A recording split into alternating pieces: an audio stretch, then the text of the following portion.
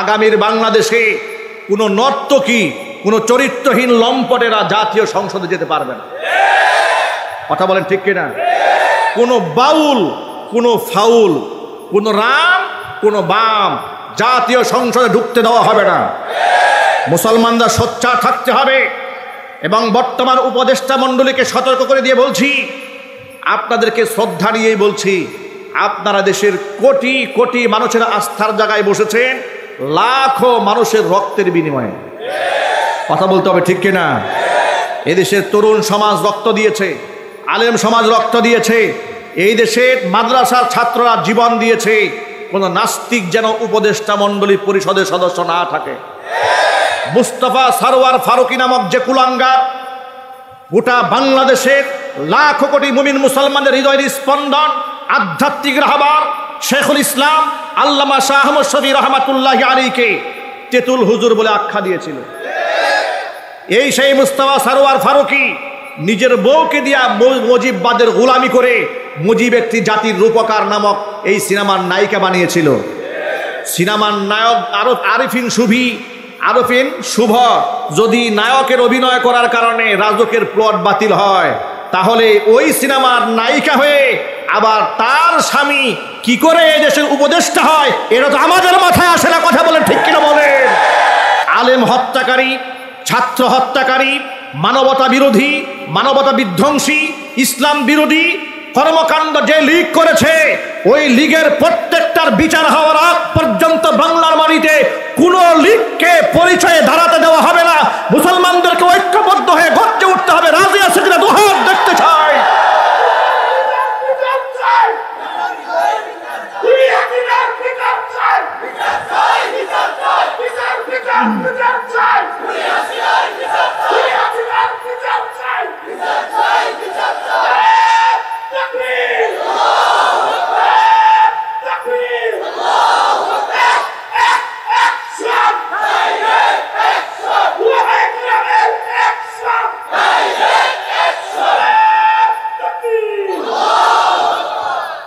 আমার যুবক ভাইয়েরা, এর মানে হলো রাষ্ট্র তাদেরকে অনেক দিয়েছে, কিন্তু বিনিময়ে তারা রাষ্ট্রকে কিছুই দেয় নাই।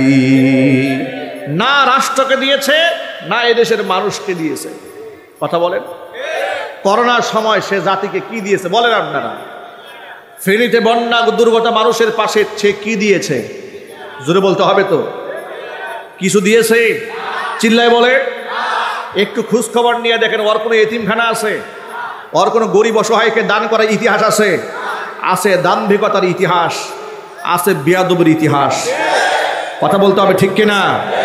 হারামখোরেরা তো দাম্ভিক হবেই, হারামখোরেরা তো অহংকারী হবেই। তার অহংকারকে দেশের মানুষ পায়ের নিচে দোলে চূর্ণ বিচূর্ণ করে ছাড়বে ইনশাআল্লাহ।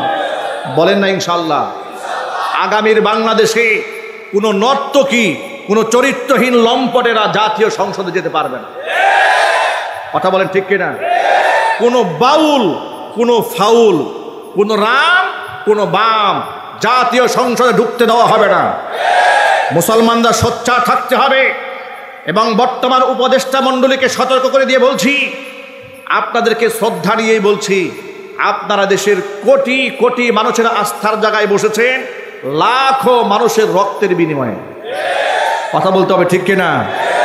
এদেশের তরুণ সমাজ রক্ত দিয়েছে, আলেম সমাজ রক্ত দিয়েছে, এই দেশের মাদ্রাসার ছাত্ররা জীবন দিয়েছে। কোনো নাস্তিক যেন উপদেষ্টা মণ্ডলী পরিষদের সদস্য না থাকে। মুস্তাফা সারোয়ার ফারুকী নামক যে কুলাঙ্গার গোটা বাংলাদেশের লাখো কোটি মুমিন মুসলমানের হৃদয়ের স্পন্দন, আধ্যাত্মিক রাহবার শেখুল ইসলাম আল্লামা শাহ আহমদ শফী রহমাতুল্লাহি আলাইহিকে তেতুল হুজুর বলে আখ্যা দিয়েছিল। এই সেই মুস্তাফা সারোয়ার ফারুকী নিজের বউকে দিয়া মুজিববাদের গোলামি করে মুজিব একটি জাতির রূপকার নামক এই সিনেমার নায়িকা বানিয়েছিল। সিনেমার নায়ক আরিফিন শুভ যদি নায়কের অভিনয় করার কারণে রাজকের প্লট বাতিল হয়, তাহলে ওই সিনেমার নায়িকা হয়ে আবার তার স্বামী কি করে এদেশের উপদেষ্টা হয়, এটা তো আমাদের মাথায় আসে না। কথা বলেন ঠিক কিনা বলেন? আপনারা বলেন যে সমস্ত জালেমেরা আলেমদের বিরুদ্ধে অবস্থান নিয়েছে তাদেরকে কি এই দেশের মন্ত্রী পরিষদে রাখা যাবে? আরো চিৎকার দিয়ে বলতে রাখা যাবে? যদি এই জন্য আলেমদের পক্ষ থেকে ডাক আসে, হেফাজতের পক্ষ থেকে ডাক আসে, তাওহীদি জনতার পক্ষ থেকে ডাক আসে, প্রয়োজনে রাজপথে ঝাঁপিয়ে পড়তে হবে, মুস্তাফা সারোয়ার ফারুকীকে কান ধরে ঘাট ধাক্কা দিয়ে পরিষদ থেকে বের করে দিতে হবে। দেশ দ্বিতীয়বারের মতো স্বাধীন হয়েছে।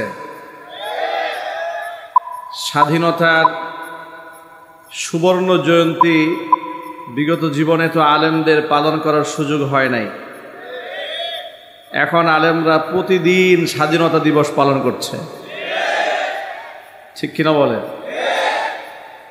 যেমন আলেমরা স্বাধীনতা ভোগ করছে, তেমন এই দেশের সাধারণ ধর্মপ্রাণ মুসলমান তারা স্বাধীনতা ভোগ করছে। সবচেয়ে বড় স্বাধীনতা হচ্ছে বাক স্বাধীনতা। আমরা কথা বলার স্বাধীনতা হারিয়ে ফেলেছিলাম, অন্যায়ের প্রতিবাদের স্বাধীনতা হারিয়ে ফেলেছিলাম, ভিন্ন মতামত ব্যক্ত করার অধিকার হারিয়ে ফেলেছিলাম। অন্যায়ের প্রতিবাদ করলেই জঙ্গিবাদের ট্যাগ, মৌলবাদ, রাজাকার, আল বদর, আল শামস, টেরোরিস্ট এ ধরনের তকমা দিয়ে দিয়ে আমাদের দমানোর চেষ্টা করা হয়েছিল। রাজাকার রাজাকার বলে এদেশের আলেমদের সাথে সারা জীবন যারা খেলেছে ওরাই জাতির কাছে শ্রেষ্ঠ রাজাকার হিসেবে আজকে পরিচিত হয়েছে। সুতরাং আল্লাহ পাক আমাদের সুযোগ দিয়েছেন, আমরা এখন স্বাধীনভাবে তাফসীর করার সুযোগ পেয়েছি। সকলকে মনে রাখা উচিত, সত্যকে কোনোদিন মিথ্যা দিয়ে ধামা চাপা দিয়ে রাখা যায় না। সত্য একদিন মাথা উঁচু করে দাঁড়ায় আর মিথ্যা পরাজিত হয়। মিথ্যার আস্ফালন খুব সাময়িক আর সত্যের বিজয় নিশ্চিত। সুতরাং দীর্ঘদিন পরে আজকে আমরা খোলা মনে আল্লাহর কোরআন থেকে তাফসীর পেশ করতে যাচ্ছি ইনশাআল্লাহ। আল্লাহ পাক যেন স্বাধীনভাবে কোরআন সুন্নাহ থেকে ফায়দামন্দ উপকারী কথাগুলো আপনাদের সামনে উপস্থাপন করার তৌফিক দান করেন। সেই অনুযায়ী সকলে যেন আমরা আমল করতে পারি, সেই তৌফিক আল্লাহ পাক আমাদেরকে দান করুন। আমি আলোচনা শুরু করার প্রারম্ভে অত্যন্ত বিনয়ের সাথে অনুরোধ জানাচ্ছি, আমার অনেক ভাইরা এখানে দাঁড়িয়ে আছেন, তাদের তো দাঁড়িয়ে থাকতে কষ্ট হচ্ছে। বিশেষ করে আমি যদি ভাইদের চেহারা দেখতে পেতাম আমার কাছে খুব ভালো লাগতো, ঠিক কিনা ভাই? ভাইরা কি একটু সুন্দর করে বসা যায় না? ইনশাল্লাহ বসেন বসেন, অনেক জায়গা সামনে, অনেক জায়গা আছে, কারণ আপনার দাঁড়িয়ে থাকতে কষ্ট হবে। কতক্ষণ দাঁড়িয়ে থাকবেন? পা ব্যথা করবে, বিরক্ত লাগবে, শয়তান ওয়াসওয়াসা দেবে, নানাবিধ সমস্যা হবে। আমি অত্যন্ত বিনয়ের সাথে আপনাদের কাছে আর্জি করছি, মেহেরবানি করে আপনারা সকলেই প্যান্ডেলে ঢুকে যান। মেহেরবানি করে, বিশাল প্যান্ডেল, বিরাট জায়গা আছে সামনে, আলহামদুলিল্লাহ যথেষ্ট জায়গা আছে সামনে। আপনারা মেহেরবানি করে মোহাব্বতের সাথে বসে পড়েন। আলোচনা শুরু করার আগে আমি আমার মেজাজ সম্পর্কে আপনাদেরকে একটু বলে দিচ্ছি। তাফসীর মাহফিলের আলোচক এবং শ্রোতা সম্পর্ক উস্তাদ এবং ছাত্রের মতো, শাগরেদের মতো। ক্লাসে যদি ছাত্র উস্তাদের সাথে কানেক্টেড না থাকে, উস্তাদের সাথে যদি বিচ্ছিন্ন হয়ে যায়, তাহলে মূল কথা হারিয়ে যায়, পয়েন্ট হারিয়ে যাবে। এই জন্য আমরা ধারাবাহিক কথাবার্তা বললে আপনাদের সহযোগিতাও একান্ত কাম্য। আমরা চাই এই বিশাল প্যান্ডেল, বিরাট আয়োজন, আর আপনাদের সারাদিন আপনারা পরিশ্রম করেছেন। এখানে যারা বসে আছেন বেশিরভাগ মানুষ শারীরিক পরিশ্রম করে এসছেন। বেশিরভাগ সারাদিন ক্লান্ত থাকার পরে, পরিশ্রান্ত থাকার পরে আপনারা রাতের বেলায় বিশ্রামের দরকার ছিল, কিন্তু বিশ্রাম না নিয়ে কোরআনের ময়দানে যেহেতু বসেই পড়েছেন, এই বসাটার সার্থক হোক, এটা কি আপনারা চান না? কারা কারা চান? দু হাত দেখতে চায়। বসাটা সার্থক হয়ে যা, কারা কারা চান? আল্লাহ তুমি আমাদেরকে সহজ করে দাও, আল্লাহ এই মাহফিলকে তুমি কবুল করে নাও। সকলে একটু জুড়ে বলুন আল্লাহুম্মা আমিন। হাত নামান। আলহামদুলিল্লাহ الحمد لله نحمده ونستعينه ونستغفره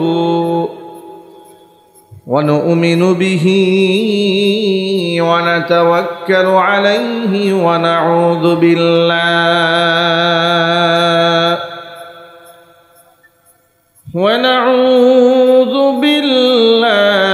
من شرور أنفسنا ومن سيئات أعمالنا من يهده الله فلا مضل له ومن يضلله فلا هادي له ونشهد أن لا إله إلا الله وحده لا شريك له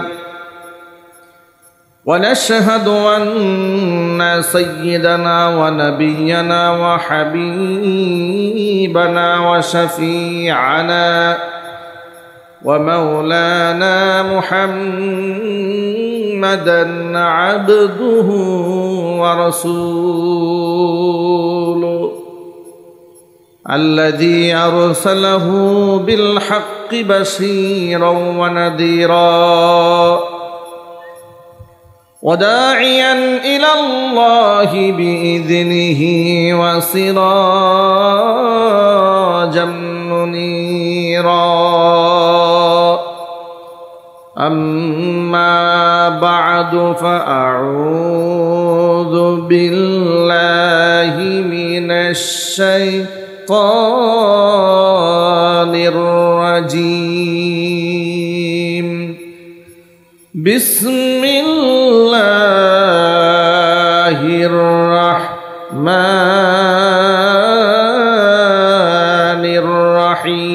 الرحيم إن الله وملائكته يصلون على النبي يا أيها الذين آمنوا صلوا عليه وسلموا تسليما اللهم صل على محمد وعلى آل محمد كما صليت على إبراهيم وعلى إنك حميد مجيد اللهم بارك على محمد وعلى آل محمد كما باركت على إبراهيم وعلى آل إبراهيم إنك حميد مجيد محبت زبان ছেড়ে সকলে মিলে জিকির করুন লা ইলাহা ইল্লাল্লাহ অপারেটর ভাই একটু এদিকে আসেন অপারেটর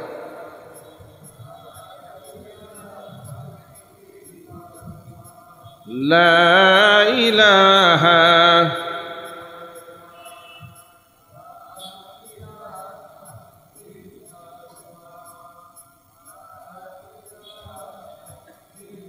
জোরে জোরে পড়েন লা ইলাহা ইল্লাল্লাহ লা ইলাহা ইল্লাল্লাহ লা ইলাহা ইল্লাল্লাহ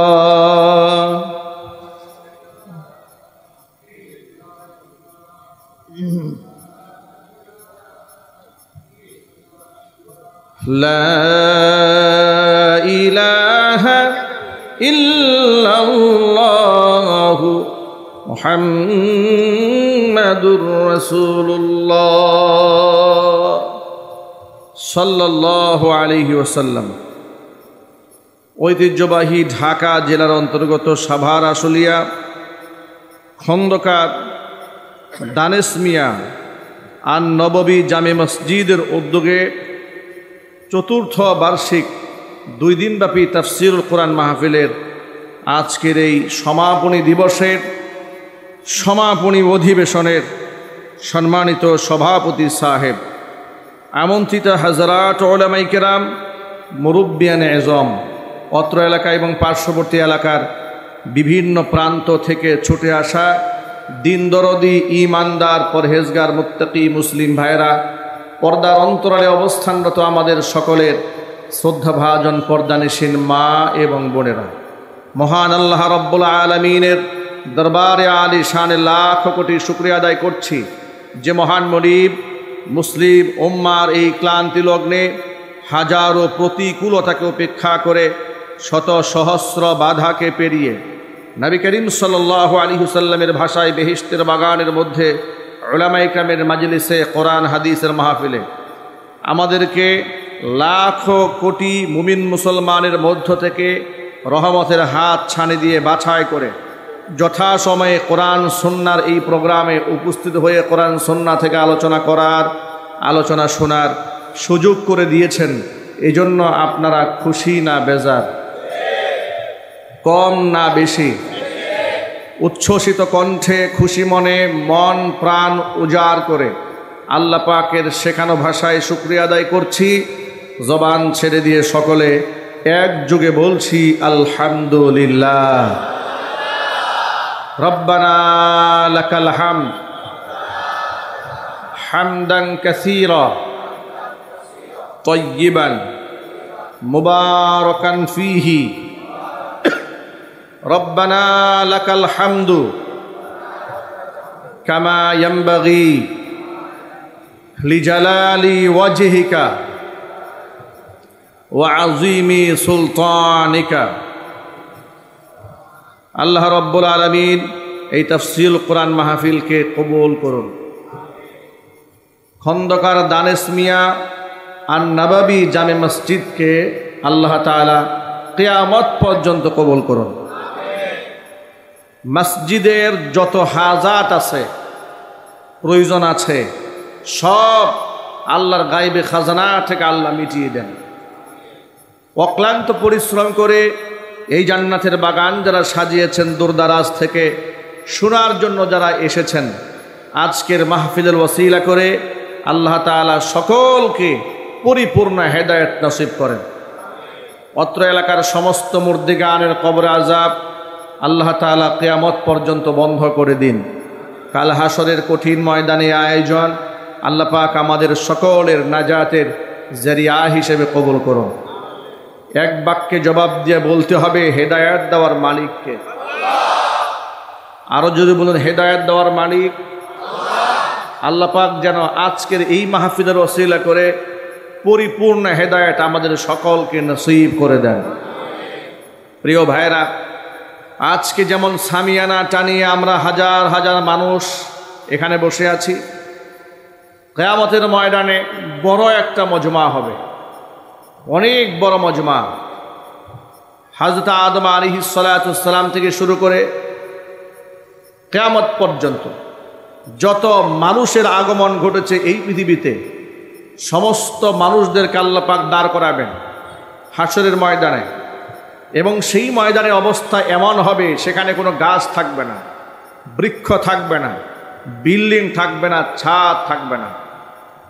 রৌদ্রের তীব্রতা, প্রখরতা এত মারাত্মক হবে। নবী করিম সাল্লাল্লাহু আলাইহি ওয়াসাল্লাম বলেছেন, মানুষের মাথা থেকে আধা হাত উপরে সূর্য চলে আসবে, তার সাতটা মুখ উন্মুক্ত করে দেওয়া হবে মানুষের মগজের দিকে। সূর্যের তাপে মানুষের মাথার মগজগুলো গলে গলে গলে গলে পড়তে থাকবে। অবস্থা এমন বেগতিক হবে, কেউ কেউ তার গুনার পরিমাণ অনুযায়ী হাঁটু পর্যন্ত, একই জায়গায় কেউ কোমর পর্যন্ত, কেউ গলা পর্যন্ত ঘামের মধ্যে ডুবে যাবে। চিৎকার দিয়ে বলেন নাউযুবিল্লাহি মিন যালিক। এমন ভয়াবহ অবস্থা, সমস্ত মানুষগুলো সেদিন উলঙ্গ রবের সামনে, কারো গায়ে কোনো জামা কাপড় নেই। আল্লাহর সামনে আল্লাহ পাক মানুষকে দাঁড় করাবেন।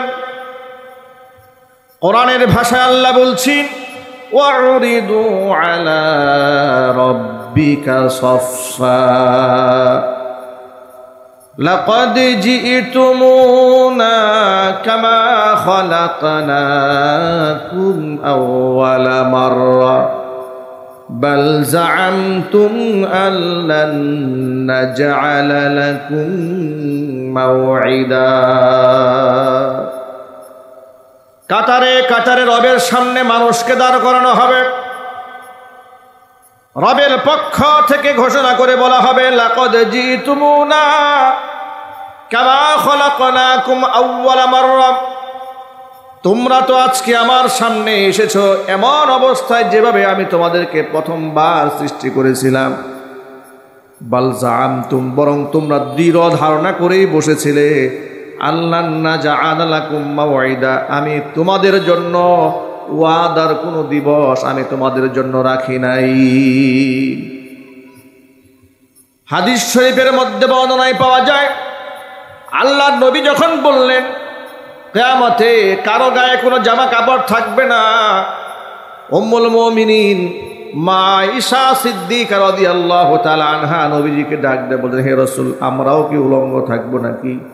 নবীজি বললেন, হ্যাঁ, কারো গায়ে কোনো জামা থাকবে না। মা আয়েশা জানতে চাইলেন, হে রাসূল, আমাদের কি লজ্জা হবে না? আমাদের কি শরম হবে না? আল্লাহর হাবিব বললেন, সেদিন এমন ভয়াবহ অবস্থা হবে, কার গায়ে জামা আছে আর কার গায়েও জামা নাই দেখার তো সময় থাকবে না। মানুষ ভীত সন্ত্রস্ত হয়ে আত্মহারা হয়ে এত চিৎকার করতে থাকবে, ইয়া নাফসি ইয়া নাফসি বলে কান্নায় ভেঙে পড়বে। কার গায়ে পোশাক আছে আর কার গায়ে নাই দেখার তো কারো কোনো সময় নাই। মজার ব্যাপার হলো, এমন বিভীষিকাময় মুহূর্তের মধ্যে আল্লাহ রব্বুল আলামিন একজন ব্যক্তির গায়ে সর্বপ্রথম জান্নাতের পোশাক পরাবেন। সবার আগে জান্নাতের পোশাক যার গায়ে উঠিয়ে দিয়ে আল্লাহ পাক সম্মানিত করবেন, তিনি হচ্ছেন আমাদের জাতির পিতা। নাম কি? আরো জোরে। এই কথাটি কয়েকদিন আগে মাথা উঁচা করে আলেমরা বলতে সাহস পায় নাই। জাতির পিতা ইব্রাহিম আলাইহিস সালাতু ওয়াস সালাম এ কথা বলতে অনেকেই ভয় পেত। তার কারণ স্বৈরাচারীর আমলে জোর করে কোনো এক ব্যক্তিকে জাতির পিতা হিসেবে এমনভাবে চাপিয়ে দেওয়া হয়েছিল, বাধ্যতামূলক গোটা জাতি তার প্রতি পূজা না করা ছাড়া কোনো উপায় ছিল না।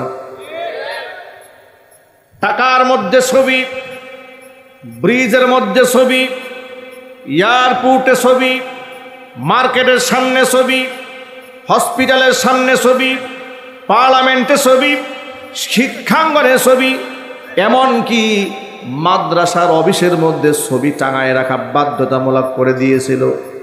কথা বলেন, আরো জোরে বলেন। শুধু কি তাই, রাস্তার মোড়ে মোড়ে বিগত 16টা বছর ধরে এতগুলা মূর্তি ভাস্কর্য তারা দাঁড় করিয়ে দিয়েছিল। গত সপ্তাহের সরকারের রিপোর্ট অনুযায়ী আমরা জানতে পারলাম, যেটা আমরা আগে জানতাম না, শুধুমাত্র মুরাল আর ভাস্কর্য, ছবি আর এই সমস্ত অপ্রয়োজনীয় জোর জবরদস্তি করে যে মূর্তি বানিয়েছিল, ওই মূর্তির ব্যয়ভার হচ্ছে 4000 কোটি টাকা। এই টাকাটা কার? একটু জোরে বলেন না আপনারা। যারা জোর করে মূর্তি বানিয়েছিল ভাস্কর্যের নামে, এই টাকাগুলা কি ওদের বাবার টাকা? কাদের টাকা? এই টাকা এই দেশের জনগণের টাকা। এই জনগণের কাছ থেকে টাকার হিসাব দিতে হবে। কথা বলতে হবে, ঠিক কিনা জোরে বলেন। জোর জবরদস্তি করে যখন তারা মূর্তি বানাচ্ছিল, আলেম ওলামারা, দ্বীনের দায়ীরা জীবনের ঝুঁকি নিয়ে স্বৈরাচারী ইসলাম বিরোধী কর্মকাণ্ডের বিরোধিতা আলেমরা করেছিলেন। কারণ আল্লাহর কাছে আলেমদের দায়বদ্ধতা আছে না নাই? নিশ্চয়ই আপনারা জানেন, সমাজে হক কথা বললে বিপদ আছে না নাই? মুসিবত আছে না নাই? সমাজের কত আলেমদেরকে তারা জেল খাটিয়েছে, জরিমানা করেছে, ফাঁসির মঞ্চে উঠিয়ে দিয়েছে, কিন্তু কোনো আলেম বিদেশে গিয়ে আশ্রয় নাই। আলেম ওলামাদেরকে তারা পাকিস্তানের দূষর বলেছে, স্বাধীনতার শত্রু বলেছে, অথচ আলেমদের উপরে নির্যাতনের স্টিম রুলার চালিয়ে দিয়েছে। না পাকিস্তান তাদেরকে আশ্রয় দিয়েছে, না তারা পাকিস্তান যাওয়ার কোনো প্রকার চেষ্টা করেছে। কিন্তু যারা আলেমদেরকে পাকিস্তানের দূষর বলে গালি দিয়েছে, আল্লাহর কসম করে বলি, ওরা যে ভারতের কাফের বেঈমানদের পাঁচ আটা গোলামতা জাতির কাছে প্রমাণিত। কথা বলতে হবে মুসলমান, ঠিক কিনা বলে? কাফের বেঈমানদের গোলামেরা মুসলমানদের দেশের মুসলমানদের ট্যাক্সের টাকায় জোরপূর্বক রাস্তায় রাস্তায় ভাস্কর্যের নামে যখন মূর্তি বানাচ্ছিল, আলেমরা কোরআন দিয়ে দলিল দিয়েছে আল্লাহ পাক এই মূর্তিগুলা বানাতো হারাম করে দিয়েছেন। এটা পৃথিবীর কোন আলেম হারাম বানায় নাই। হারাম কে করেছেন জোরে বলেন? আমি বিনয়ের সাথে জানতে চাই, এক বাক্যে জবাব দিবেন, আলেমদের হালাল হারাম বানাবার কোনো ক্ষমতা আছে? চিৎকার দিয়ে বলেন। সব হালাল হারাম কে ঘোষণা দিয়েছেন? আল্লাহ পাক কোরআন মাজিদের মধ্যে ঘোষণা দিয়ে বলেছেন, চারটা জিনিস শয়তানের নাপাক কর্মকাণ্ড পরিহার তোমাদের করতেই হবে। আল্লাহর ভাষায় শোনায় আল্লাহ বলছেন, ইয়া আইয়ুহাল্লাযীনা আমানু ইন্নামাল খামরু ওয়াল মাইসিরু ওয়াল আনসাবু ওয়াল আজলামু রিজসুম মিন আমালিশ শাইতান ফাজতানিবুহু লাআল্লাকুম তুফলিহুন। সূরা মাঈদায় আল্লাহ দ্ব্যর্থহীন ভাষায় বলেছেন, ও ঈমানদারেরা কান খুলে শোনো, চারটা জিনিস তোমাদের পরিহার করতেই হবে। এগুলা শয়তানের নাপাক কর্মকাণ্ড। এক নাম্বার হচ্ছে ইন্নামাল খামরু, নিশ্চয়ই মদ। জোরে বলেন কি? দু নাম্বার হচ্ছে ওয়াল মাইসির, মানে জুয়া। জোরে বলুন কি? তিন নাম্বার হচ্ছে ওয়াল আনসাব, মূর্তি। জোরে বলুন কি? চার নাম্বার হচ্ছে ওয়াল আজলাম, ভাগ্য নির্ধারণকারী তীর।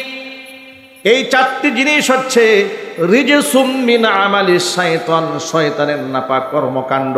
ফাজতানিবুহু, এটা পরিহার করতে হবে।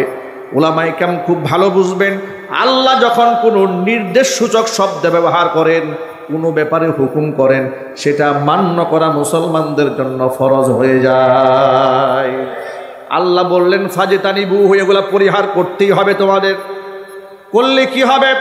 লাআল্লাকুম তুফলিহুন, মদ যদি ছাড়তে পারো, জুয়া যদি ছাড়তে পারো, ভাস্কর্য মূর্তি যদি তোমরা ছাড়তে পারো, আর যদি ভাগ্য নির্ধারণকারী তীর যদি ছাড়তে পারো, এই চারটা জিনিস যদি ছাড়তে পারো, লাআল্লাকুম তুফলিহুন, তাহলে তোমাদের জীবনে সফলতা আসবে। সুবহানাল্লাহ। আচ্ছা, আল্লাহর কথা মানলে সফলতা নাকি না মানলে? আরো জোরে বলেন। আর আল্লাহর কথা প্রত্যাখ্যান করলে জুতার বাড়ি খেতে হয়। কথা বলতে হবে, ঠিক কিনা? আলেমরা আল্লাহর কোরআনে আয়াত দিয়ে বুঝাই দিলেন, মূর্তি বানানো জায়েজ নাই, হারাম। আল্লাহর নবীর একটা হাদিস আপনাদেরকে শোনাই। নবী করিম সাল্লাল্লাহু আলাইহি ওয়াসাল্লাম বললেন, বুইস্তু লিকাসরিল আসনাম, এই পৃথিবীতে যতগুলা কাজ, যতগুলো মিশনের জন্য আল্লাহ আমাকে পাঠিয়েছেন, এর মধ্যে অন্যতম একটা মিশন হচ্ছে মূর্তিগুলাকে ভেঙে টুকরা টুকরা করে দিয়া এক আল্লাহর তাওহীদ প্রতিষ্ঠা করা। এবার আপনাদেরকে একটু কোরআন থেকে গল্প শোনাতে চাই। ইব্রাহিম আলাইহিস সালাতু ওয়াস সালামের পিতার নাম আযর। তিনি ছিলেন মূর্তি পূজারী, নমরুদের একেবারে কাছের ব্যক্তি ছিলেন। এমন তিনি মূর্তি শুধু পূজায় করতেন না, মূর্তি নিজ হাতে তিনি বানাতেন, আবার বাজারে বিক্রিও করতেন, সাপ্লাই করতেন। পিতার নাম হচ্ছে আযর। এই পিতা আযর মূর্তি বানাতেন, মূর্তি পূজা করতেন, অর্চনা করতেন। ইব্রাহিম আলাইহিস সালাতু ওয়াস সালাম প্রশ্ন করলেন, মা হাদিহি তামাসিলুল্লাতি আনতুম লাহা আকিফুন, কিসের এই সমস্ত ভাস্কর্য যেগুলার পূজা অর্চনা আপনারা করেন? তারা বলল, ক্বালু ওয়াজাদনা আবাআনা লাহা আবিদিন, তাদের জবাব ছিল একটা, আমাদের বাপ দাদারা এগুলার পূজা করতো, সেই জন্য আমরাও পূজা করি। ইব্রাহিম আলাইহিস সালাতু ওয়াস সালাম যুক্তি দিয়া বুঝালেন, তর্কের মাধ্যমে বুঝালেন, বুদ্ধিবৃত্তিকভাবে বুঝালেন। কোনো বুঝ তারা যখন নিতে চায় না, তখন তিনি একটা কৌশল অবলম্বন করলেন। এলাকার মানুষ যখন মেলায় গেছে, ইব্রাহিম আলাইহিস সালাতু ওয়াস সালাম মেলায় যান নাই কেন? তিনি একটা কৌশল অবলম্বন করে জাতিকে বুঝাই দিবেন যে মূর্তির ব্যর্থতা, মূর্তির অসারতা। ইব্রাহিম আলাইহিস সালাতু ওয়াস সালাম তার আত্মীয় স্বজন যখন সকলেই মেলায় চলে গেল, তিনি চলে গেলেন মন্দিরের মধ্যে গিয়া দেখলেন অনেকগুলা মূর্তি দাঁড়ায় আছে। ইব্রাহিম আলাইহিস সালাতু ওয়াস সালাম দেখতে পেলেন মূর্তির সামনে অনেকগুলো খাবার দেওয়া। এবার মূর্তিকে ডাক দিয়ে বলে, ব্যাপারটা কি ব্যাপার? মা লাকুম লা তাকুলুন। আল্লাহু আকবার বলেন। আচ্ছা আপনারা বলেন তো, যে ইতিহাস কোরআনে লেখা আছে কি ভুল হওয়ার সম্ভাবনা আছে? আরো চিৎকার দিয়ে বলেন। সন্দেহ যদি করে ঈমান থাকবে? আল্লাহ রাব্বুল আলামিন কোরআন মাজিদের সূরা সাফাতের মধ্যে স্পষ্ট করে বলে দিয়েছেন, আমার খলিল ইব্রাহিম মূর্তির সামনে দাঁড়িয়ে বলছে, মা লাকুম, কি ব্যাপার, কি হয়েছে? লা তাকুলুন, খাবার খাও না কেন? এত খাবার সামনে দেওয়া। খাবার তো খাই না। মূর্তি কোনো কথাও বলে না। মেজাজ আরো খারাপ হয়ে গেছে। বলে, ব্যাপারটা কি? মা লাকুম লা তানতিকুন। খাবার খাও না বুঝলাম, হয়তো একটু আগে খেয়েছো বা পেট ভরা, কিছু তো আজকে একটা বলতে হবে। কিছুই বলবে না, খাবার খাবেও না, কোনো জবাবও দেবে না, তাও হবে না। এই কুরআন নিয়ে আসছি, আজকে একটা ইস্পার উস্পার ফয়সালা হবে। আল্লাহু আকবার। এখন আপনারা বলেন, মূর্তির কথা বলার ক্ষমতা আছে? মূর্তি জবাব দেওয়ার ক্ষমতা আছে? খাবারগুলো গ্রহণ করার ক্ষমতা আছে? জবাব দেওয়ার ক্ষমতা নাই, কথা বলার ক্ষমতা নাই, মুখের কোনো ভাষা নাই। এমন অথর্ব অকর্মণ্য নিজের হাতে তৈরি করা দেবদেবীর সামনে মানুষ কেন সাহায্য চায়? এই কোরআন মাজিদে আল্লাহ তাআলা তার বান্দাদেরকে কত সুন্দর করে নসিহতের ভাষায় বলেছেন, ইন্নাল্লাযীনা তাদউনা মিন দুনিল্লাহি লান ইয়াখলুকু দুবাবান ওয়ালাউ ইজতামাউ লা। আমি আল্লাহকে বাদ দিয়ে যেই সমস্ত দেবদেবীর পূজা অর্চনা তোমরা করো, কেন তোমরা ওই সমস্ত মাটির তৈরি, পাথরের তৈরি মূর্তির কাছে কেন তোমরা সাহায্য চাও? লাইয়া খুলুকু দুবাবা, যারা সকলে একত্রিত হয়ে একটা মাছি পর্যন্ত বানাতে সক্ষম হবে না। কথা বলেন ঠিক কিনা বলেন? সব পৃথিবীর মূর্তি যা আছে সবগুলা মিলে একটা মাছি বানাবার ক্ষমতা আছে? চিৎকার দিয়ে বলেন আছে? আল্লাহ পাক এই কথাটি বিশ্লেষণ করে সূরা হজ্জের মধ্যে 17 নম্বর পারার হিফজ কোরআন মাজিদের একেবারে শেষ পৃষ্ঠার মধ্যে বর্ণনা করে বলে দিয়েছেন। আল্লাহ বলেন, তাহলে একটা মশা মাছি বানাতে পারে না, শুধু কি তাই, ওয়া ইয়াসলুবুহুমুদ যুবাবু শাইআন লা ইস্তানকিদুহু মিনহু, যদি তার চোখের সামনে থেকে এতগুলো খাবার আছে, মশা মাছি যদি খাবারগুলো ছিনাইয়াও নিয়ে যায়, এতগুলো হাতের মধ্য থেকে একটা হাত দিয়া মশা মাছির কাছ থেকে খাবারটা রক্ষা করার মতো যোগ্যতা ওদের নাই। দফাত তালিব ওয়াল মাতলুব, আল্লাহ বললেন যে চাইলো সেও দুর্বল, যার কাছে চাওয়া হয়েছে সেও দুর্বল। আমি আল্লাহকে বাদ দিয়ে তোমরা যাও তো। সুবহানাল্লাহ বলেন। এইভাবে ভেঙে ভেঙে আল্লাহ পাক মানুষকে তাওহীদ বুঝালেন, ওরা তাওহীদের বাণী শুনল না। ইব্রাহিম আলাইহিস সালাতু ওয়াস সালাম যখন দেখলো যে কাজ হয় না, এলাকার মানুষ কথা শুনতে চায় না, এগুলার ব্যর্থতা স্বীকার করতে চায় না, তখন তিনি একটা কৌশল অবলম্বন করলেন। এলাকার মানুষ গেল মেলায়, তিনি গেলেন মন্দিরের মূর্তিকে ডেকে বললেন, খাবার খাও না কেন? জবাব দাও। কোনো আওয়াজ নাই, কোনো কথা যখন বলল না, হাতের মধ্যে ছিল কোরআনের ভাষায় শোনায়। সূরা আম্বিয়ার মধ্যে 17 নম্বর পারার হিফজ কোরআন মাজিদের 6 নম্বর পৃষ্ঠার শুরুতে আল্লাহ পাক বলে দিয়েছেন, ফাজআলাহুম জুদাদান ইল্লা কাবীরান লাহুম লাআল্লাহুম ইলাইহি ইয়ারজিউন। আমার খলিল ইব্রাহিম মূর্তিগুলাকে ভেঙে টুকরা টুকরা করে দিয়েছে। ইল্লা কাবীরান লাহুম, তবে মাঝখানে বড় মূর্তি যেটা ছিল সে বড় মূর্তিটা ভাঙে নাই। বড় মূর্তি না ভেঙে বড় মূর্তির কাদের মধ্যে কুড়ালটা ঝুলাই দেয়া যখন বের হয়ে গেল, এলাকার লোকেরা মেলা শেষ করে যখন বাড়ির উদ্দেশ্যে রওনা হয়েছে, তারা মনে মনে ভাবলেন মেলা থেকে কত সুস্বাদু খাবার কিনলাম, ভগবানকে যদি খাবার একটু না খাওয়াই তাহলে তো বেবরকত হবে। ভগবানকে খাবার খাওয়ানোর জন্য সকলে ছুটেছে মন্দিরে। মন্দিরে গিয়া দেখে মাঝখানে শটান হয়ে বড় মিয়া দাঁড়ায় আছে আর ছোট মিয়া যা আছে সব শেষ। এই দৃশ্য দেখে তারা বলা শুরু করে দিল, ক্বালু মান ফাআলা হাযা বিআলিহাতিনা ইন্নাহু লামিনাজ জালিমিন। আমাদের দেবতার সাথে এই আচরণ যে করেছে সে জালেম। এখন কে করলো এই কাজ তথ্য বের করতে হবে। নমরুদ গোয়েন্দা টিম লাগাই দিল, তথ্য উদ্ঘাটন করা হলো। এলাকার মানুষ বলল আমাদের দৃঢ় বিশ্বাস এই কাম ইব্রাহিম ছাড়া কেউ করে নাই, কারণ আমরা দেখেছি শিশুকাল থেকে এই ছেলেটা আমাদের দেবদেবীর সমালোচনা করে, সুতরাং তাকে ছাড়া এই কেউ কাজ করতে পারে না। নমরুদের সামনে গিয়ে তারা স্টেটমেন্ট দিল, ক্বালু সামি'না ফাতান ইয়াযকুরুহুম ইউকালু লাহু ইব্রাহিম। একটা বালক আছে, যেই তরুণটা সব সময় এই দেবদেবীর গুলো সমালোচনা করেছে, আমাদের দৃঢ় বিশ্বাস সে ছাড়া দেবদেবীর সাথে এমন খারাপ আচরণ কেউ করতে পারে না। নমরুদ বলে তাই নাকি? বলে হ্যাঁ। তো ইব্রাহিমটা কে? বলে ইব্রাহিম আপনার মন্ত্রীর ছেলে। বলে আমার কোন মন্ত্রী? বলে আপনার একেবারে সবচেয়ে ঘনিষ্ঠ মন্ত্রীর নাম কি? বলে আজর। আজরকে ডাক দিয়া নমরুদ বলছে ব্যাপারটা কি, তোমার সন্তান নাকি? ইব্রাহিম বলে হ্যাঁ। জাহাপনা, কথা তো সত্য।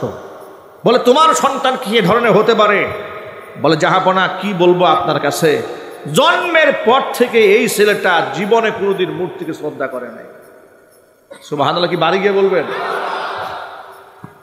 আরে বাবা, তিনি তো জাতির পিতা হবেন, তাওহীদ প্রতিষ্ঠার রূপকার হবেন। চিল্লা এখন আল্লাহু আকবার। তিনি তো মূর্তির সামনে মাথা নত করতে পারেন না। বাবা আজর নমরুদের সামনে স্বীকার করেছে শিশুকাল থেকেই ও এগুলার সমালোচনা করে, এগুলার অসারতা নিয়ে কথাবার্তা বলে তাই নাকি? বলে হ্যাঁ। তা আজকে তাকে হাজির করা হোক, তার বিচার হবে, জনসম্মুখে তার বিচার হবে কেন সে দেবদেবীর সাথে আচরণ করেছে। অপমান করা হবে, অপমানিত করা হবে, লাঞ্ছিত করা হবে। আপনাদের সকলের জ্ঞাতার্থে আমি জিজ্ঞেস করতে চাই, প্রমাণ দিবেন আপনারা? এক বাক্যে বলেন, ইজ্জত দেওয়ার মালিককে? আল্লাহ পাক যদি কাউকে সম্মান দিতে চান, পৃথিবীর কোন জালেম কি তাকে অসম্মানিত করতে পারে? এই দেশে ফেরাউন নমরুদ যদি নাও থাকে, কিন্তু ফেরাউন এবং নমরুদের নাতিপুতি আছে না নাই? আবু জেহেলের নাতিপুতিরা আছে না নাই? যারা এই কোরআনকে ব্যান করতে চায়, কোরআনের আইন পছন্দ হয় না, দাড়ি পছন্দ হয় না, টুপি পছন্দ হয় না, মহিলাদের পর্দা পছন্দ হয় না, মসজিদ মাদ্রাসা পছন্দ হয় না, আল্লাহর কসম করে বলি ওরা ফেরাউন, আবু জেহেল আর নমরুদের নাতিপুতি ছাড়া আর কেউ হতে পারে না। এই নমরুদের নাতিপুতিরা বিগত 16টা বছর ধরে আলেমদেরকে অন্যায়ভাবে কারারুদ্ধ করে দিয়েছিল। কথা বলতে হবে ঠিক কিনা? আলেমদেরকে অপমানিত করার জন্য মিথ্যা নাটক সাজিয়েছিল। রফিকুল ইসলাম মাদানির মতো ছোট্ট একজন আলেমকে ওরা সহ্য করতে পারে নাই। ডিবিতে ডেকে নিয়ে গায়ের জামা কাপড় খুলে প্যান্ট শার্ট পরিয়ে হাতের মধ্যে সিগারেট ধরিয়ে অর্ধনগ্ন উলঙ্গ মহিলার পাশে বসিয়ে তারা ফটোগ্রাফি করে পরিকল্পনা করেছিল ইন্টারনেটে ছেড়ে দিয়া জাতির সামনে প্রমাণ করবে আলেমের চরিত্র ভালো নয়। নাউজুবিল্লাহি মিন যালিক। যে হাউন আঙ্কেলের নেতৃত্বে এই কুকর্ম সম্পাদিত হয়েছিল, আল্লাহ রব্বুল আলামিন 1 মাসও যায় নাই, কিছুদিনের ব্যবধানে আল্লাহ পাক তারে জাতির সামনে ল্যাংটা করে ছেড়ে দিয়েছে।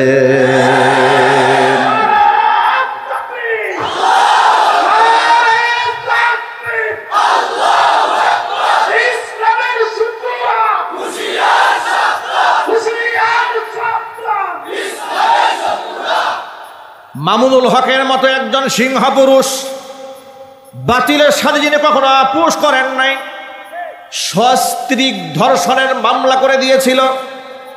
স্ত্রী আবার স্বামীর বিরুদ্ধে কেমনে ধর্ষণের মামলা করে, এটা গাঁজাখোর আর মদখোর ছাড়া কেউ বিশ্বাস করতে পারে না। কথা বলতে হবে ঠিক কিনা?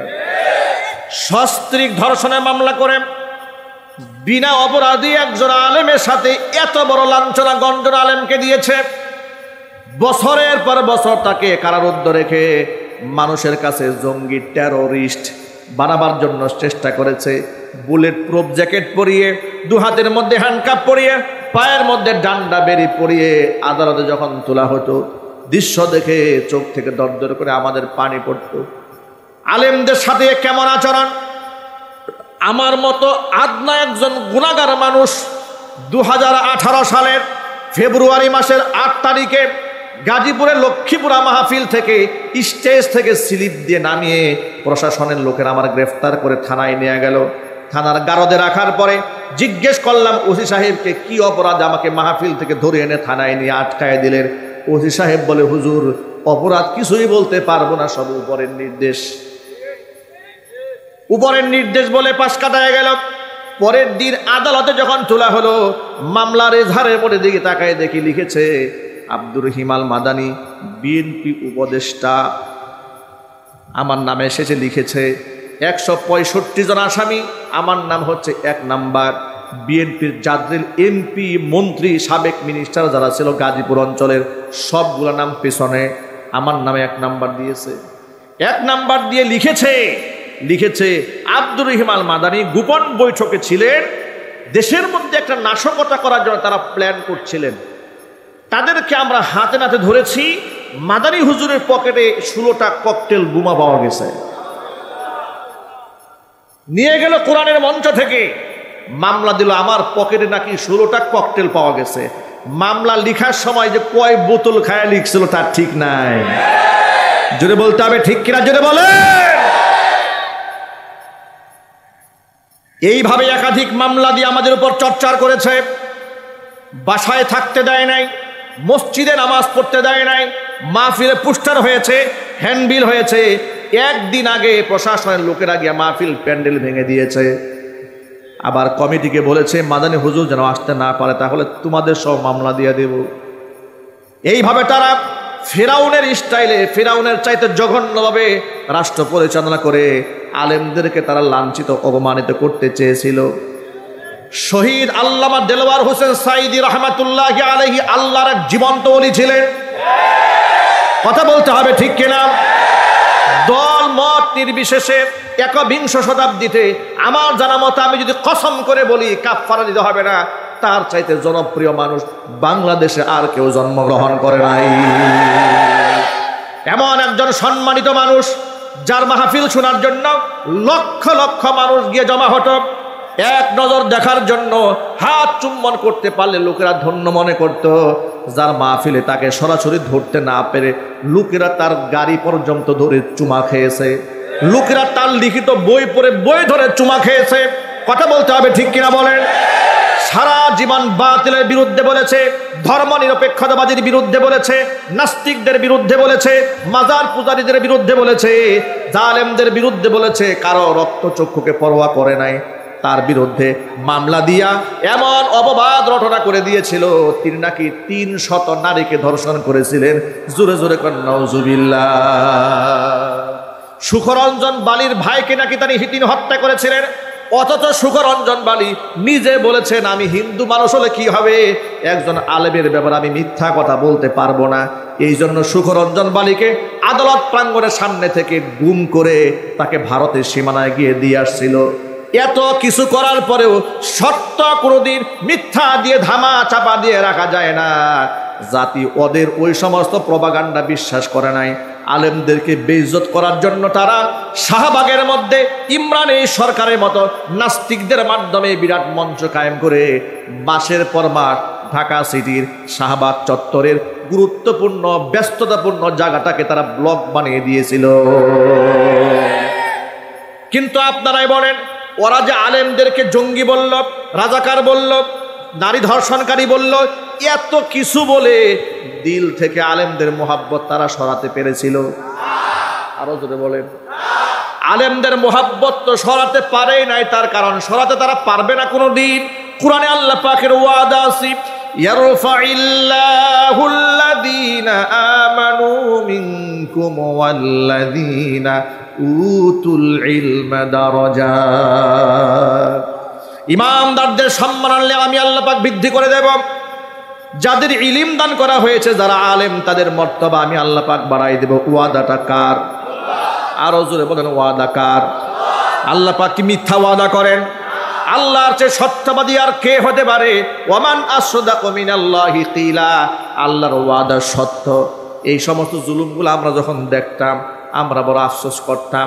কুরআন মাজিদের ওই আয়াতটা মনে পড়তো, ওয়াসায়ালামুল্লাযীনা যালামু আইয়া মুনকালাবিন কালিবুন। জালেমরা অচিরেই জানতে পারবে তাদের শেষ গন্তব্য কোথায়। ঠিক কিনা বলেন? এখন আপনারা বলেন, তারা চেয়েছিল আলেমদেরকে অপমান করতে, লাঞ্ছিত করতে, বেইজ্জত করতে। কি অপরাধ ছিল আলেমদের? আলেমরা কি এই দেশের টাকা বিদেশে পাচার করেছে? হত্যা করেছে, ঘুষ করেছে, ধর্ষণ করেছে?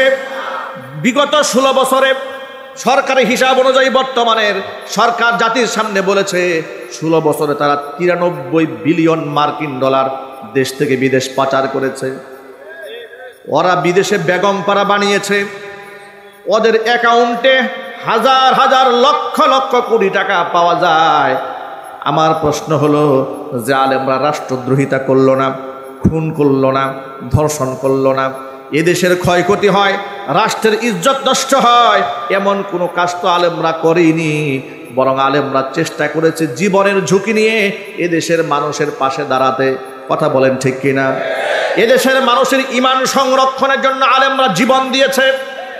এদেশের মানুষের যখন চরম সংকটাপূর্ণ মুহূর্তে পড়েছে, জীবনের ঝুঁকি নিয়ে সবার আগে আলেমরাই দৌড়ে গেছে। একটা প্রমাণ আপনাদেরকে দেই।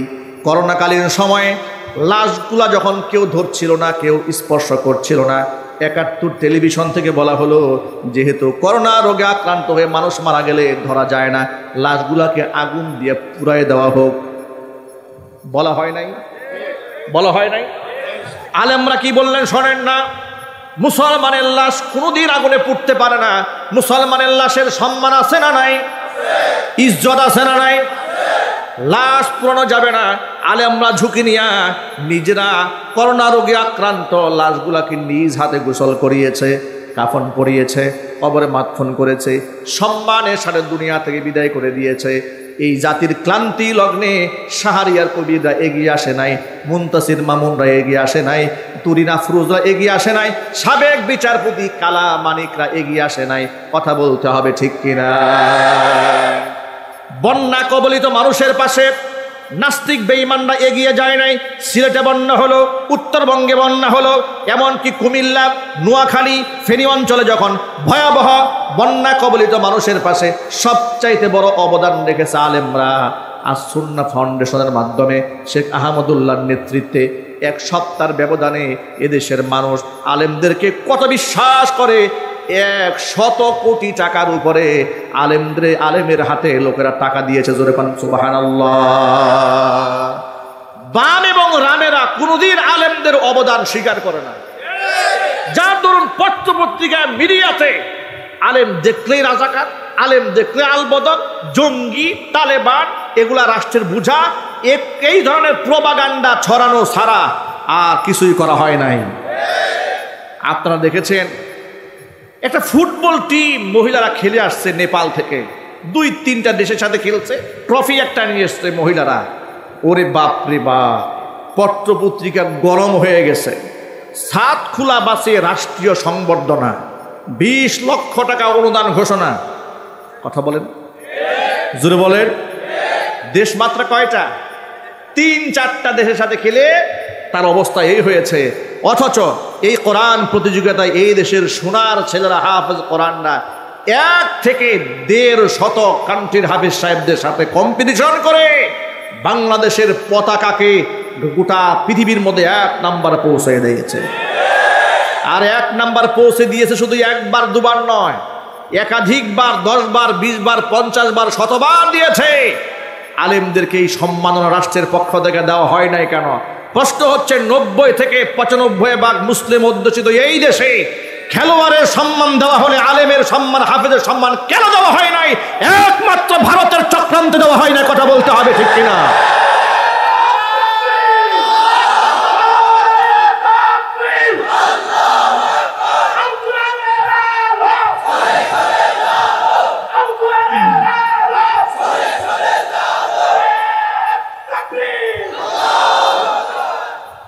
আপনারা বলেন, কোরআন প্রতিযোগিতায় যারা ফার্স্ট ক্লাস ফার্স্ট হয়, রাষ্ট্রীয়ভাবে মুসলিম হিসেবে সম্মাননা দেওয়ার দরকার আছে না নাই? পক্ষে আছেন কারা কারা? দো হাত দেখি আমি। আল্লাহ পাক যেন বর্তমান সরকারকে এই বিষয়টি উপলব্ধিতে এনে সামনে আমল করার তৌফিক দান করেন।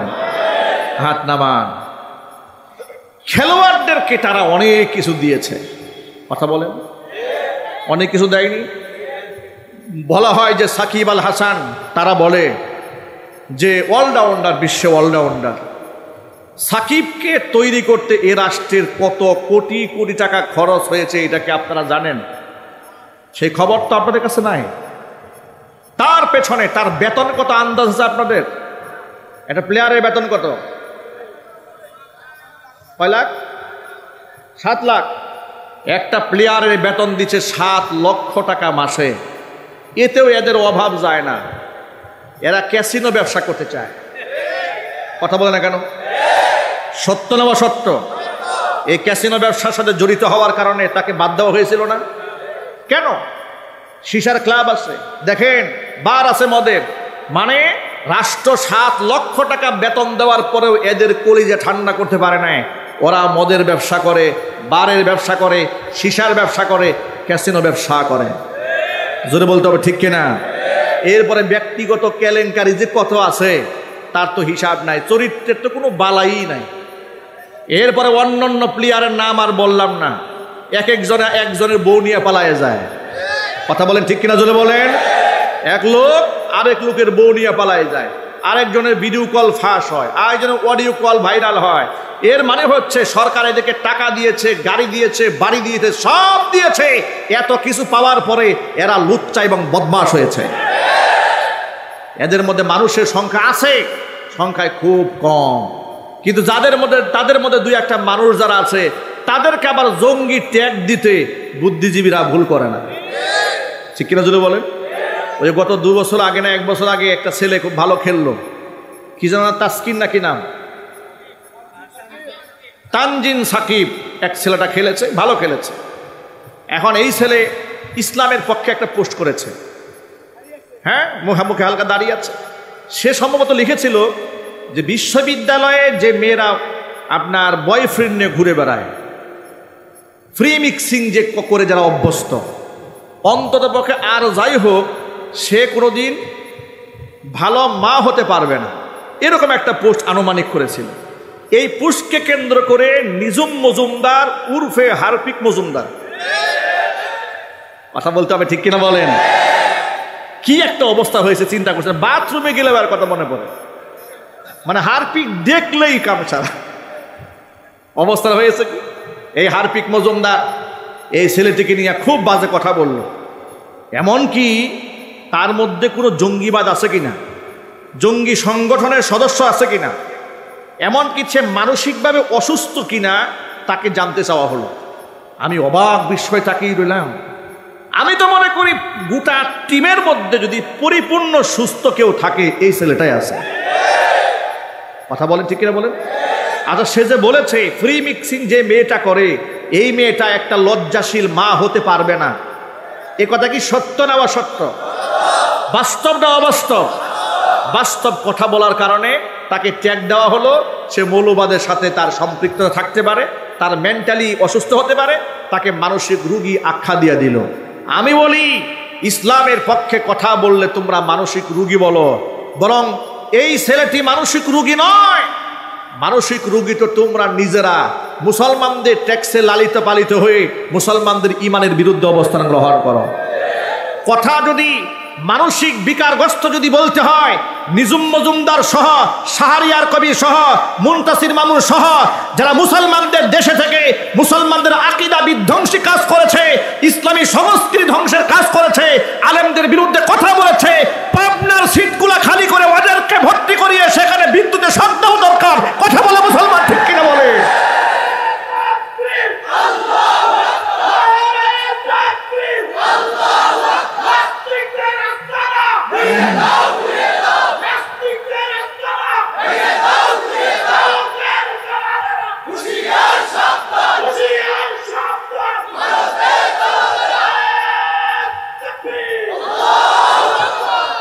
এর মানে হলো রাষ্ট্র তাদেরকে অনেক কিছু দিয়েছে, বিনিময়ে তারা রাষ্ট্রকে দিয়েছে ঘোড়ার ডিম। কথা বলেন, সাকিব আল হাসান কি দেশপ্রেমিক হতে পারে? দেশপ্রেমিক হলে সে বিদেশে সিটিজেনশিপ কেন নিয়েছে বলেন? কথা বলেন, আমেরিকার US ডলার দিয়ে কি সে বড়লোক হয়েছে? না, এদেশের মানুষের ভালোবাসা এবং সিম্পিতিকে পুঁজি করে হাজার কোটি টাকার মালিক হয়েছে। যে দেশের মানুষের সিম্পিতি ভালোবাসা নিয়ে শত কোটি টাকার মালিক হলে, ওই দেশের মানুষ যখন চরম বিপদগ্রস্ত ছিল, এ দেশের মানুষের পাশে তুমি দাঁড়িয়ে একটা টু শব্দ করো নাই কেন? তুমি মুজিববাদের 5 আটা গোলাম ছিলে। এদেশে আমার কলিজার টুকরা সন্তানদেরকে যখন পুলিশের বুলেট দিয়ে ঝাঁঝরা করে ফেলছিল, একটা সেকেন্ডের জন্য ছোট্ট 2টা লাইন লিখেও বলতে পারো নাই নিরীহ মানুষের মুখে এভাবে গুলি চালানো ঠিক হচ্ছে না, অন্যায়ের প্রতিবাদ জানায়, তুমি বলো নাই। কথা বলেন ঠিক কিনা বলেন? আবার দেখি কিছু লোকেরা রাজপথে মিছিল করে সাকিব আল হাসানের ভক্ত। এগুলা সাকিব আল হাসানের ভক্ত নয়, এগুলা সাকিব লীগ। কথা বলেন ঠিক কিনা বলেন? আলেম হত্যাকারী, ছাত্র হত্যাকারী, মানবতা বিরোধী, মানবতা বিধ্বংসী, ইসলাম বিরোধী কর্মকাণ্ড যে লীগ করেছে, ওই লীগের প্রত্যেকটার বিচার হওয়ার আগ পর্যন্ত বাংলার মাটিতে কোন লীগকে পরিচয়ে দাঁড়াতে দেওয়া হবে না। মুসলমানদেরকে ঐক্যবদ্ধ হয়ে গর্জে উঠতে হবে। রাজি আছে কিনা? দুহাত দেখতে চাই।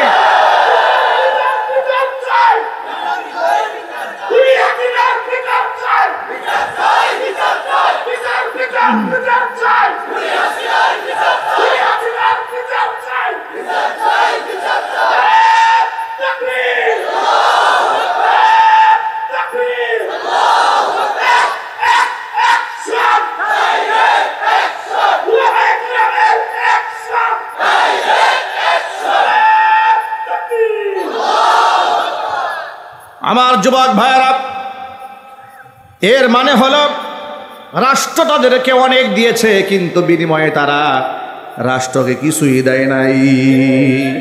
না রাষ্ট্রকে দিয়েছে, না এদেশের মানুষকে দিয়েছে। কথা বলেন, করোনার সময় সে জাতিকে কি দিয়েছে বলেন আপনারা? ফেনীতে বন্যা দুর্গত মানুষের পাশে সে কি দিয়েছে? জোরে বলতে হবে তো। কিছু দিয়েছে? চিল্লায় বলে। একটু খোঁজ খবর নিয়ে দেখেন, ওর কোনো এতিমখানা আছে? ওর কোনো গরিব অসহায়কে দান করার ইতিহাস আছে? আছে দাম্ভিকতার ইতিহাস, আছে বেয়াদবের ইতিহাস। কথা বলতে হবে ঠিক কিনা? হারামখোরেরা তো দাম্ভিক হবেই, হারামখোরেরা তো অহংকারী হবেই। তার অহংকারকে দেশের মানুষ পায়ের নিচে দলে চূর্ণ বিচূর্ণ করে ছাড়বে ইনশাআল্লাহ। বলেন না ইনশাআল্লাহ? আগামীর বাংলাদেশে কোনো নর্তকী, কোনো চরিত্রহীন লম্পটেরা জাতীয় সংসদে যেতে পারবে না। কথা বলেন ঠিক কিনা? কোনো বাউল, কোনো ফাউল, কোনো রাম, কোনো বাম জাতীয় সংসদে ঢুকতে দেওয়া হবে না। মুসলমানরা সোচ্চার থাকতে হবে। এবং বর্তমান উপদেষ্টা মণ্ডলীকে সতর্ক করে দিয়ে বলছি, আপনাদেরকে শ্রদ্ধা নিয়েই বলছি, আপনারা দেশের কোটি কোটি মানুষের আস্থার জায়গায় বসেছেন লাখো মানুষের রক্তের বিনিময়ে। কথা বলতে হবে ঠিক কিনা? এদেশের তরুণ সমাজ রক্ত দিয়েছে, আলেম সমাজ রক্ত দিয়েছে, এই দেশের মাদ্রাসার ছাত্ররা জীবন দিয়েছে। কোন নাস্তিক যেন উপদেষ্টা মণ্ডলী পরিষদের সদস্য না থাকে। মুস্তফা সারোয়ার ফারুকি নামক যে কুলাঙ্গার গোটা বাংলাদেশের লাখো কোটি মুমিন মুসলমানদের হৃদয়ের স্পন্দন, আধ্যাত্মিক রাহবার শেখুল ইসলাম আল্লামা শাহ আহমদ শফী রহমাতুল্লাহি আলাইহিকে তেতুল হুজুর বলে আখ্যা দিয়েছিল। এই সেই মুস্তফা সারোয়ার ফারুকি নিজের বউকে দিয়া মুজিববাদের গোলামি করে মুজিব একটি জাতির রূপকার নামক এই সিনেমার নায়িকা বানিয়েছিল। সিনেমার নায়ক আরিফিন শুভ যদি নায়কের অভিনয় করার কারণে রাজকের প্লট বাতিল হয়, তাহলে ওই সিনেমার নায়িকা হয়ে আবার তার স্বামী কি করে এই দেশের উপদেষ্টা হয়, এটা তো আমাদের মাথায় আসে না। কথা বলেন ঠিক কিনা বলেন? আপনারা বলেন যে সমস্ত জালেমেরা আলেমদের বিরুদ্ধে অবস্থান নিয়েছে, তাদেরকে কি এই দেশের মন্ত্রী পরিষদে রাখা যাবে? আরো চিৎকার দিয়ে বলতে রাখা যাবে? যদি এই জন্য আলেমদের পক্ষ থেকে ডাক আসে, হেফাজতের পক্ষ থেকে ডাক আসে, তাওহীদি জনতার পক্ষ থেকে ডাক আসে, প্রয়োজনে রাজপথে ঝাঁপিয়ে পড়তে হবে, মুস্তাফা সারোয়ার ফারুকীকে কান ধরে ঘাট ধাক্কা দিয়ে পরিষদ থেকে বের করে দিতে হবে। সুতরাং যুবকেরা, আবার যে কথা বলতে চেয়েছিলাম, এরা এই দেশটাকে কাফেরদের গোলাম বানাতে চায়, বানাতে দেওয়া হবে না ইনশাআল্লাহ। আগামীর সংসদে এই কোরআন দিয়ে চলবে ইনশাআল্লাহ, এমন একটা আশা আমাদের আছে অন্তরে। আপনাদের আছে না? কার কার আশা আছে? হাত দিকে। আশা কার কার আছে? মাশাআল্লাহ। আল্লাহ তুমি সকলকে কবুল করে নাও, মঞ্জুর করে নাও। হাত নামান। আমাদের বড় বার্তা স্পষ্ট, হাফেজ সাহেবদেরকে সম্মাননা দিতেই হবে। বলেন ইনশাআল্লাহ। আলেমদের ইজ্জত দিতে হবে, কারণ ইজ্জত আল্লাহ পাক আলেমদেরকে নিজে দান করেছেন। যে কথা বলতে গিয়ে অনেক লম্বা কথা বলে ফেলেছি, মূল কথায় ফিরে আসি। মূল কথা হলো, আল্লাহ যদি কাউকে ইজ্জত দিতে চান, মানুষ কি তাকে লাঞ্ছিত করতে পারে? মানুষ কোনোদিন লাঞ্ছিত করতে পারে না। তার প্রমাণ এই দেশের উলামায়ে কেরামদেরকে যারা লাঞ্ছিত করতে চেয়েছিল তারা পারে নাই, ব্যর্থ হয়ে চোরের মতো পালিয়ে যেতে বাধ্য হয়েছে। আলেমদেরকে আল্লাহ পাক মর্যাদার মুকুট মাথায় পরিয়ে দিয়েছে। কুলিল্লাহুম্মা মালিকাল মুলকি তুতিল মুলকা মান তাশা ওয়া তানজিউল মুলকা মিম্মান তাশা ওয়া তুইজ্জু মান তাশাউ ওয়া তুদিল্লু মান তাশাউ বিয়াদিকাল খায়র ইন্নাকা আলা কুল্লি শাইইন কাদির। আল্লাহ তাআলা, তুমি হচ্ছ ইজ্জতের মালিক, রাজত্বের মালিক, সম্মানের মালিক। যাকে খুশি তুমি রাজত্ব দাও, যার থেকে খুশি রাজত্ব তুমি ছিনায়া নাও। যাকে খুশি ইজ্জত দান করতে পারো, যার থেকে খুশি ইজ্জত তুমি ছিনায়াও নিতে পারো। ক্ষমতা আল্লাহর আছে না নাই? ইব্রাহিম আলাইহিস সালাতু ওয়াস সালাম কি অপমানিত, লাঞ্ছিত করার জন্য নমরুদ তাকে ডাক দিয়েছে, তার নামে বিচার হবে। জাতির পিতা ইব্রাহিম আলাইহিস সালাতু ওয়াস সালামের বিরুদ্ধে আজকে একটা বিচার দাঁড় করানো হয়েছে। আপনারা বলেন, আল্লাহ যদি তার ইজ্জত বাড়ান, পৃথিবীর কারো ক্ষমতা আছে তাকে লাঞ্ছিত করার? যখন তাকে সবার সামনে হাজির করা হলো, ইব্রাহিম আলাইহিস সালাতু ওয়াস সালামকে ডেকে বলা হলো, ক্বালু আআনতা ফাআলতা হাদা বিআলিহাতিনা ইয়া ইব্রাহিম। ও ইব্রাহিম, তুমি কি আমাদের দেবতার সাথে এই বাজে কাজটা করছো নাকি? ইব্রাহিম আলাইহিস সালাম বলছেন, ক্বালা বাল ফাআলাহু কাবীরুহুম হাদা ফাসআলুহুম ইন কানু ইয়ানতিকুন। এদের মধ্যে যে বড় মেয়ে আছে, বড় মেয়ে এই কাজটা করেছে। সুবহানাল্লাহ।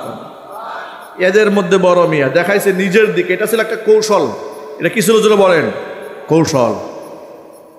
তারা বলল যে এটা কোনো কথা হলো নাকি? বড় মিয়া আবার এদেরকে কেমনে ভাঙবে? বড় কুড়াল তো কান দিয়ে দাঁড়ায় রয়েছে। সুবহানাল্লাহ বলবেন না? অপরাধী অপরাধের বস্তু হাতে নিয়ে দাঁড়ায় আছে, আর আপনারা আমাকে জিজ্ঞেস করছেন আমি ভাঙছি কিনা, কাজটা কেমন হলো আপনারাই বলেন। আর আমার কথা এতেও যদি বিশ্বাস না হয়, ফাসআলুহুম ইন কানু ইয়ানতিকুন, যদি এরা কথা বলতে পারে তো এদের জিজ্ঞেস করেন না এদের পাওটা কে ঠ্যাঙ্গাইছে। সুবহানাল্লাহ। এখন আপনারা বলেন, এদেরকে কথা বলার ক্ষমতা আছে? এমন এক প্রশ্ন করে বলেছে, ইন কানু ইয়ানতিকুন, কথা বলতে পারলে জিজ্ঞেস করেন। ফারাজাউ ইলা আনফুসিহিম ফাকালু ইন্নাকুম আনতুমুজ যালিমুন। নমরুদ মাথা নত করে নিজেদের মধ্যে পরস্পরে একে অপরকে বলছে, আচ্ছা দলিল এবং যুক্তি তর্কের দিক থেকে তোমরা তো দুর্বল, নিজেরা দলিল প্রমাণের দুর্বল হয়ে আরেকজনকে বেইজ্জত করার জন্য মিটিং, তাকে তো ইজ্জত নষ্ট করা যাচ্ছে না, কারণ সে যে পয়েন্টে ধরেছে এখন তোমরা দুর্বল, অতএব এই ব্যাপারে আর মাথা গরম করে কিছু বলা যাবে না, যা বলার ঠান্ডা মাথা কিছু বলো। সুবহানাল্লাহ। ইজ্জত দেওয়ার মালিককে আল্লাহ বলছেন সুম্মা নুকিসু আলা রুউসিহিম, তারা নিজেরা একটু মাথা নত করল, লজ্জিত হলো, লজ্জিত হয়ে নরম কণ্ঠে বলল, قال لقد علمت ما هؤلاء ينطقون। ইব্রাহিম তুমি তো জানো এরা কথা বলতে পারে না। ইব্রাহিম আলাইহিস সালাম তখন কি বললেন শোনেন, قال أفتعبدون من دون الله ما لا ينفعكم شيئا ولا يضركم। তোমাদের উপকার অপকার কিছুই করতে পারে না এমন দেবদেবীর পূজা অর্চনা তোমরা করো, কেন তোমরা করো? উফিল লাকুম ওয়া লিমা তা'বুদুনা মিন দুনিল্লাহি আফালা তাকিলুন। মাথায় কি কোনো জ্ঞান বুদ্ধি নাই? কি ব্যাপার, মাথায় কোনো মগজ নাই? নিজের হাতে বানিয়েছ, তার কাছে সাহায্য চাচ্ছ, সাহায্য উপকার অপকার ভালো মন্দ কিছুই করার যোগ্যতা নাই। আল্লাহকে বাদ দিয়ে এই সমস্ত অথর্ব অকর্মণ্য দেবদেবীর সামনে মাথা নত করো, বুদ্ধি শুদ্ধি মাথায় কিছু নাই নাকি? সুবহানাল্লাহ বলেন। আচ্ছা এই প্রশ্নের কোনো জবাব আছে? পৃথিবীর কারো কাছে আছে? কোনো জবাব নাই। তখন ওরা দেখলো যুক্তি তর্কে বাস্তবতায় যখন হেরে গেল, তখন দেখলো যে এর সাথে যুক্তিতে তর্কে বাস্তবতায় পারা যাবে না, এর সাথে জিততে হলে পেশি শক্তি কাজে লাগাতে হবে। এটা হচ্ছে পৃথিবীর সমস্ত স্বৈরাচারীদের আচরণ। বাস্তবতায় যখন হেরে যায় অস্ত্র নিয়ে নামে। কথা বলতে হবে ঠিক কিনা জোরে বলেন? অস্ত্র নিয়ে নামে। এরা অস্ত্র নিয়ে নামলো। অস্ত্রটা কি? রাষ্ট্রযন্ত্র ব্যবহার করে তারা বলল, ক্বালু হাররিকুহু ওয়ানসুরু আলিহাতাকুম। তোমাদের দেবদেবীদের শত্রু এই ইব্রাহিমকে তাড়াতাড়ি হত্যা করো, আগুন দিয়ে জ্বালায়া দাও, আর তোমাদের দেবদেবীদেরকে তোমরা সাহায্য করো। দেবদেবীরা খুব বিপদে আছে এই লোকটারে নিয়ে। নাউজুবিল্লাহ পরে আচ্ছা এরাই যদি দেবদেবীর সাহায্য করে তো এদের সাহায্য করবে কে? ঠিক কিনা বলেন? তাড়াতাড়ি আগুন দিয়ে জ্বালিয়ে দাও, হত্যা করো। কোরআন বলছি ওরা বিরাট বড় অগ্নিকুণ্ড বানালো। অগ্নিকুণ্ডের মধ্যে যখন তারা প্রজ্বলিত আগুন দিয়ে দিল, দাউ দাউ করে আগুন জ্বলছে, অনেক লম্বা ইতিহাস। তাকে যখন ফেলা হলো আগুনের মধ্যে, জামা কাপড় টেনে ছিঁড়ে ফেলা হয়েছে। একজন নবীকে এমন অসম্মানজনকভাবে অগ্নিকুণ্ডের মধ্যে ফেলে দেওয়া হলো। আল্লাহ পাক চাইলে আগুনটাকে নিভিয়ে দিতে পারতে, কিন্তু নেভালেন না। না নিভিয়ে সরাসরি আগুনকে হুকুম করলেন, কুলনা ইয়া নারু কুনি বারদাও ওয়া সালামান আলা ইব্রাহিম। আমি আগুনকে বললাম, ও আগুন, কুনি বারদাও ওয়া সালামান আলা ইব্রাহিম, আমার ইব্রাহিমের জন্য আরামদায়ক ঠান্ডা হয়ে যাও। এত ঠান্ডা হয়েও না তাকে তোষক বা লেপ কম্বলের প্রয়োজন পড়বে এমন ঠান্ডা হয়েও না। বারদান ঠান্ডা হবে, সালামান কিন্তু সেই ঠান্ডা যেন হয় আরামদায়ক। জোরে কোন আল্লাহু আকবার। সে ক্ষমতা আল্লাহর আছে না নাই? আগুন কার কথা শোনে? পানি কার কথা শোনে? আল্লাহ রাব্বুল আলামিন নবী ইব্রাহিম খলিলকে অগ্নিকুণ্ডের মধ্যে এমনভাবে হেফাজত করলেন, 40 দিন পর্যন্ত তাকে অগ্নিকুণ্ডে ফেলে রাখা হলো। ফেরাও নমরুদের ধারণা ছিল ইব্রাহিম খলিল জ্বলে ছাই হয়ে যাবে, ভস্ম হয়ে যাবে। আল্লাহ পাক তাকে শুধু বাঁচালেন না, পৃথিবীর মধ্যে এমন নিদর্শন বানায় দিলেন। ইব্রাহিম খলিল বলেন, গোটা জীবনের জীবদ্দশায় এই পৃথিবীতে যতদিন পর্যন্ত আমি বেঁচেছিলাম, অগ্নিকুণ্ডের মতো আরামদায়ক সময় পৃথিবীতে আর কোথাও কাটায় নাই। যেহেতু এই দুনিয়াতে তাওহীদের জন্য তার জামা কাপড় ছিঁড়ে ফেলা হয়েছিল, এই জন্য কিয়ামতের দিন হাসরের ময়দানে সর্বপ্রথম জান্নাতি পোশাক আল্লাহ ইব্রাহিম খলিলের গায়ে উঠায় দেবে। প্রিয় যুবকেরা, কোনদিন সত্যকে মিথ্যা দিয়ে আড়াল করে রাখা যায় না। জাতির পিতার নাম কি? আরো জোরে বলেন। ইব্রাহিম আলাইহিস সালাতু ওয়াস সালাম মূর্তি ভেঙেছিলেন নিজ হাতে, ঠিক কিনা? এরপরে মক্কা বিজয়ের পরে আমার আপনার নবী দু জাহানের বাদশা রাহমাতুল লিল আলামিন নিজ হাতে কাবা চত্বরে, কাবা ঘরের ভিতরের মধ্যে 360খানা মূর্তি নিজে ভেঙে দিয়েছিলেন। কোনো বর্ণনার মধ্যে পাওয়া যায় হাতের মধ্যে লাঠি ছিল, গুতায় ভেঙেছেন। আর যেগুলা তিনি লাগ পাচ্ছিলেন না, শুধু হাতের মধ্যে থাকা লাঠি দিয়া সামান্য ইশারা করে দিয়েছিলেন, বাকি মূর্তিগুলা সব ভেঙে টুকরা টুকরা হয়ে গিয়েছিল। তাহলে যেই ইব্রাহিম আলাইহিস সালাম আমাদের পিতা হন, তিনি মূর্তি ভেঙেছিলেন না মূর্তি বানাইছিলেন? মুহাম্মদ সাল্লাল্লাহু আলাইহি ওয়াসাল্লাম মূর্তি ভেঙেছেন না গড়েছেন? তিনিও ভেঙেছেন। আমরা তাদের সন্তান, আমরা তাদের অনুসারী, আমরা কি মূর্তি গড়তে পারি? চিৎকার দিয়ে বলতে পারি? এই কথাগুলো আলেমরা বুঝিয়েছে, রাস্তায় রাস্তায় মূর্তি বানাবেন না। তাদেরকে বুঝাতে গিয়ে আলেমরা শত্রু হয়ে গেল। জোরে বলেন ভাইরা, ঠিক কিনা বলেন? আলেমদের দায়বদ্ধতা আল্লাহর কাছে আছে না নাই? দেখেন অনেক সময় আপনাদের সামনে বয়ান করার পরে যখন বাসায় ফিরি, আমাদের ফ্যামিলি সদস্যরা পর্যন্ত আমাদেরকে নিয়ে শঙ্কা বোধ করে। ফ্যামিলি আমাদের কাছের মানুষগুলা বলেন ব্যাপারটা কি, এমন এমন কথা বলেন, জীবনের মায়া নাই আপনার? সন্তানাদি আছে না? ফ্যামিলি চিন্তা করেন না? কেন বলেন? কেন এগুলা বলেন? এগুলা বলে লাভ কি? এগুলা বললে লাভ আছে না নাই? লাভ যে আছে আপনাদেরকে ছোট্ট করে একটু বোঝায় দেই। আমার সামনে যারা বসে আছেন তারা অধিকাংশ মানুষ মাদ্রাসায় লেখাপড়া করেন নাই, ঠিক কিনা বলেন? মাদ্রাসায় লেখাপড়া না করেও আপনারা এই কথা ভালো করে জানেন রাস্তায় রাস্তায় মূর্তি বানানো হালাল না হারাম। এই মেসেজটা জিবরাইল আপনাদেরকে এসে শিখাই দেওয়া যায় নাই, নিজেরাও কিতাব খুলে কোনোদিন পড়েন নাই, কিন্তু এই মেসেজটা আপনাদের কান পর্যন্ত পৌঁছে দিয়েছে এই দেশের উলামায়ে কেরাম। এই দেশের আলেমরা পৌঁছাতে সক্ষম হয়েছেন বিদায় দেশ স্বাধীন হওয়ার পরে 24 ঘন্টা সময় লাগে নাই, সোনার টুকরা ছেলেরা মূর্তিগুলার উপর পেশাব করে দিয়েছে, জুতার মালা পরিয়েছে, গলার মধ্যে রশি লাগিয়ে টেনে টেনে নামিয়েছে। কথা বলতে হবে, ঠিক কিনা বলেন? প্রশ্ন হলো যারা করলো তারা কি একজন আলেম? জোরে বলেন। আলেমরা তো স্বপ্ন দেখেছিলেন, মামুনুল হক বলেছিলেন না, যদি আমাদের সুযোগ হয় এগুলো আমরা একদিন ভাঙবো, বলছিলেন তো। কিন্তু সেই সুযোগ কি তিনি পেয়েছেন? তার সন্তানেরাই সব শেষ করে দিল। প্রশ্ন হলো যারা আলেম নন তারা কেমনে বুঝলো যে এটা রাখা যাবে না? কে বুঝিয়েছে তাদেরকে?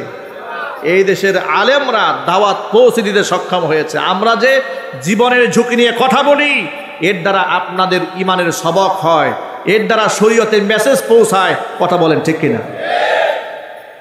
যদি না পৌঁছায় কি হবে শোনেন। কোরআন বলেছি, ইন্নাল্লাযীনা ইয়াকতুমুনা মা আনজালনা মিনাল বায়িনাতি ওয়াল হুদা মিন বা'দি মা বায়্যানাহু লিন-নাসি ফিল কিতাব উলাইকা ইয়ালআনুহুমুল্লাহু ওয়া ইয়ালআনুহুমুল লাঈনুন।